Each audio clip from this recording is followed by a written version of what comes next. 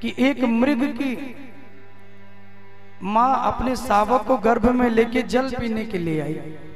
अरे गर्भवती हिरनी जब जल पीने लगी, उसके उदर में गर्भ है छोटा सा, जल पी रही थी। उसी समय सिंह ने दहाड़ लगाई, और जैसे सिंह ने दहाड़ लगाई, डर के मारे हिरनी जब वहां से भागी और जैसे जल में छलांग लगाई, उसका गर्भ उसी जल के अंदर गिर गया। और जब उस गंडकी नदी में उसका छोटा सा बच्चा गिर गया, जल के साथ वो बहने लगा, तो भरत जी को बड़ी दया आ गई।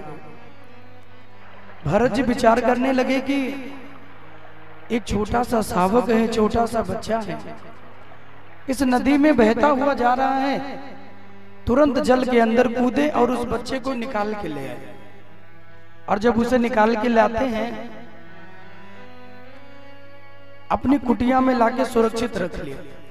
सोचने लगे इतना छोटा सा है, अगर कहीं जाएगा कोई जीव जंतु इसे खा लेगा, थोड़ा दिन थोड़ा बड़ा हो जाएगा, फिर बाद में इसे मैं छोड़ दूंगा। भरत जी ने उस बच्चे को अपनी कुटिया में रख लिया। और जब भरत जी ने कुटिया में बच्चे को रखा, थोड़ा दिन तो बच्चे की सेवा की, लेकिन धीरे धीरे उस मृग के बच्चे में भरत जी का मन लग गया। हम लोगों के साथ भी तो यही होता है ना, पहले तो कहते हैं कि बुढ़ापे में भजन करेंगे, फिर कहते हैं प्रभु जी बेटे का विवाह हो जाए, बहू आ जाए, फिर सारी जिम्मेदारी उसे दे के हम दोनों तीर्थ में चले जाएंगे। और जैसे बहू घर में आई तो नाती पोते, उनका बिजनेस, उनका व्यापार, ये सब सेटल करने में पूरी जिंदगी निकल जाती है। और सच कहें ईमानदारी से मेरे भाई बहन, तो भजन होता ही नहीं है। ईमानदारी से बताइए, क्या हम निस्वार्थ भाव से कभी भगवान को मनाते हैं? वो चाहे मैं हूं, चाहे आप हो, कोई भी हो दुनिया में, लाखों करोड़ों में कोई ऐसे साधु संत होंगे जो भगवान से किसी वस्तु की कामना नहीं करते होंगे, वो बस उनकी भक्ति की कामना करते होंगे। यहां तो व्यक्ति 2 पैसे का भगवान को भोग लगाता है और करोड़ों की लिस्ट भगवान को थमा देता है। भोग लगाने के बाद इतनी बड़ी लिस्ट होती है, ये दे देना प्रभु, ये दे देना प्रभु, ये दे देना प्रभु। कभी भक्ति करके, भगवान का भाव करके कुछ मांगो मत, जो देना होगा ईश्वर वह स्वयं देंगे। कर्म करने के लिए व्यक्ति स्वतंत्र है, लेकिन फल को मांगने के लिए वो स्वतंत्र नहीं है। आप अपने कर्म को करते जाइए मेरे भाई बहन, फल देने के लिए मेरे प्रभु बैठे हैं। आपके सत्कर्मों का उचित फल भगवान आपको प्रदान करेंगे। जैसा सत्कर्म होगा वैसा फल मिलेगा। भरत जी महाराज का उस बच्चे में इतना मन लगा, इतना प्रेम हो गया कि अपना भोजन छोड़ देते हैं, लेकिन बच्चे की व्यवस्था नहीं छोड़ते। दिन रात उसी की सेवा करते हैं, उसके लिए हरी हरी घास लेके आते हैं, नदी से सुंदर जल लेके आते हैं। और इस गंडकी नदी की बड़ी महिमा है मेरे भाई बहन। गंडकी नदी की क्या महिमा है जानते हैं? गंडकी नदी में भगवान शालिग्राम जी मिलते हैं। जिन शालिग्राम जी को पंडित जी लोग लेके पूजा करते हैं ना, और उनको नहला के चरणामृत देते हैं पीने के लिए, वो शालिग्राम जी कहीं और नहीं, वो सिर्फ गंडकी नदी में ही मिलते हैं। और कहते हैं कि उनको पाने का एक नियम है, जिसके शरीर में तुलसी होगी, जिसके हाथों में तुलसी होगी, उसी को भगवान शालिग्राम जी मिलते हैं, ऐसी मान्यता है। गोताखोर भी जब भगवान को पाने के लिए अंदर जाते हैं ना, शालिग्राम जी को लाने के लिए, तो वो भी अपने शरीर में तुलसी बांध के जाते हैं, क्योंकि तुलसी भगवान को बड़ी प्रिय है मेरे भाई बहन। और तुलसी जब व्यक्ति के शरीर में होती है तो वो व्यक्ति भगवान को बड़ा प्रिय होता है। इसलिए कल मैंने कहा था कि 4 चीजें हमारे जीवन में अवश्य होनी चाहिए। हमारे मुख पे भगवान का नाम हो, बाड़ी से भगवान का नाम गाएं, हाथों में कलावा, मस्तक पे भगवान का नाम का तिलक लगा हो, और गले में भगवान के तुलसी की कंठी हो, तुलसी की माला हो। ये 4 चीजें हर वैष्णव के जीवन में होनी चाहिए। जो सच्चे वैष्णव है ना, वो ये 4 चीजों से कभी परहेज नहीं करेंगे। आजकल मैं कई लोगों को देखता हूँ माथे पे तिलक लगाने में लोगों को शर्म आती है, चंदन भी माथे पे नहीं लगाते। आप जितने भक्त हैं ना, जब भी कथा में आइए तो कभी भी माथा सूना करके मत आइए। कल से आप लोग जब भी आए तो मेरा निवेदन होगा कि माथे पे तिलक लगा के जरूर आए, क्योंकि माथे पे जब तिलक होती है ना और आप इस रास्ते से आते रहोगे तो केवल तिलक देख के लोग बता देंगे हो ना हो भैया ये कथा सुनने के लिए जा रहे हैं, भगवान के भक्त ही लग रहे हैं मुझे। कोई भिखारी अगर भीख मांगने के लिए रोड पे जाए और एकदम सूट बूट रेमंड का पहन ले और एकदम क्लासिकल वस्त्र पहन के और बढ़िया सूट वूट टाई वाई लगा के एकदम बढ़िया काला चश्मा वश्मा लगा के एडिडास का जूता वूता पहन के और फिर कहते भैया भिक्षा दे दो, कुछ दे दो, कोई देगा? हर चीज के लिए एक बेस बनाना पड़ता है। अब हम जैसे लोग जहां से भी निकल जाते हैं लोग हम ही को देखते हैं, क्योंकि वो पहनावा ही ऐसा है, लोगों की नजर पड़ जाती है। लाखों करोड़ों लोग होंगे और हम निकल के जाएं तो सब लोग देखने लगेंगे। तो आप भी कम से कम अपनी पहचान वैष्णव के रूप में, भक्त के रूप में ऐसी बनाइए कि आपके माथा कभी सूना ना हो। भगवान को तिलक लगा के रोज तिलक अपने माथे पे लगाना चाहिए। ये ठाकुर का प्रसाद समझ लीजिए। राधे राधे बोलना पड़ेगा, ऐसे बोलेंगे, जोर से बोलना पड़ेगा, राधे और जोर से बोलना पड़ेगा। तो इसलिए मेरा निवेदन है तिलक से परहेज न करें।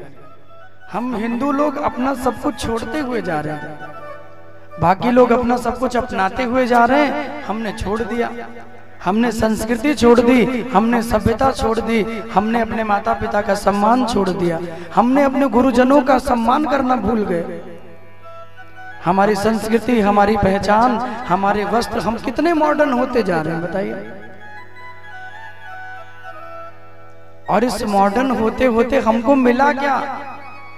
आज भी हम उन्हीं संतों के गीत गा रहे हैं जिन संतों ने अपनी शिखा पे चोटी रखी, अपने माथे पे भगवान का तिलक लगाया, उनके मुख पे भगवान का नाम रहा। इतने वर्षों के बाद भी उन संतों का, गुरुओं का आज हम लोग नाम गा रहे हैं।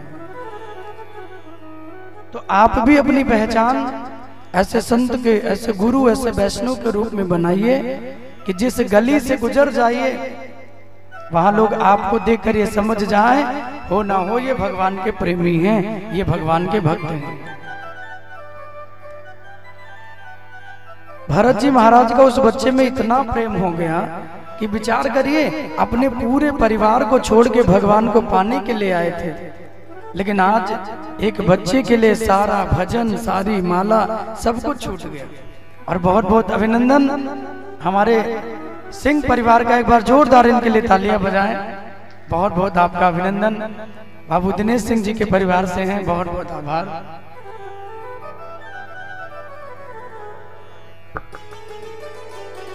अच्छा जी, बहुत बहुत अभिनंदन।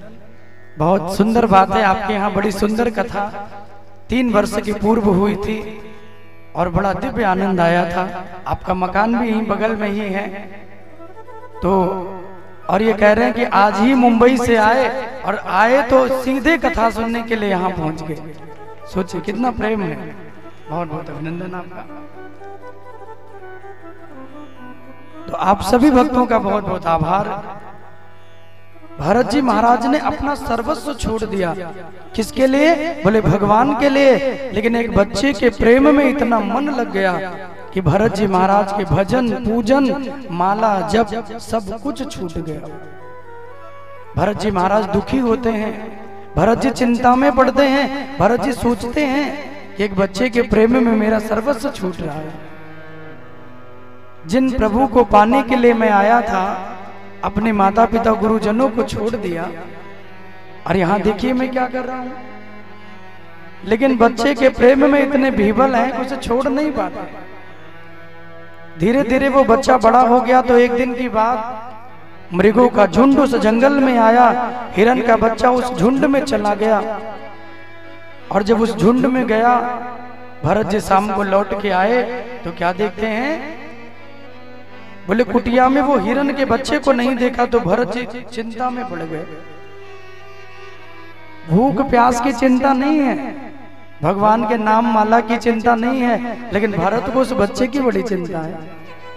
भरत जी महाराज उस बच्चे को ढूंढते हैं, पूरे जंगलों में उस बच्चे को ढूंढा, यहां वहां हर जगह ढूंढ लिया, लेकिन कहीं भी जब वो मृग का बच्चा नहीं मिला तो भरत जी दुखी मन लेके आ गए और उस मृग के बच्चे के चले जाने की याद में भरत जी दुखी रहने लगे।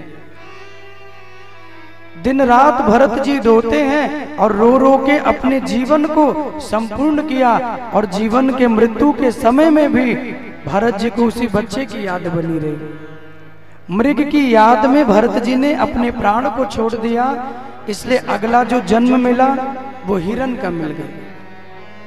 इसलिए मानव जीवन पाके मेरे भाई बहन बड़ी सावधानी रखनी चाहिए। मानव जीवन कोई साधारण नहीं है। मानव जीवन में जितना हो सके हरि भजन करें, हरि नाम गाएं, नाम संकीर्तन से ही कल्याण हमारा हो सकता है।